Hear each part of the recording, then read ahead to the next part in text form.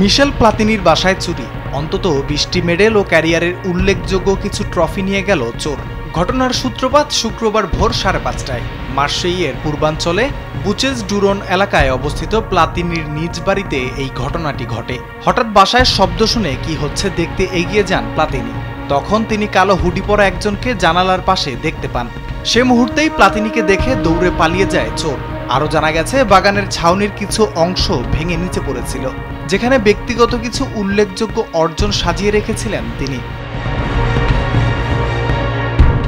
Medal ও trophy চুরির ঘটনায় তদন্ত কার্যক্রম শুরু করেছে আইনশৃঙ্খলা বাহিনী। ক্ষয়ক্ষতি ও সন্দেহজনকভাবে শনাক্ত করতে দায়িত্ব দেওয়া হয়েছে অবজেনে ব্রিগেডকে, এমনটি জানিয়েছে ফরাসি সংবাদ মাধ্যম লেকিপে।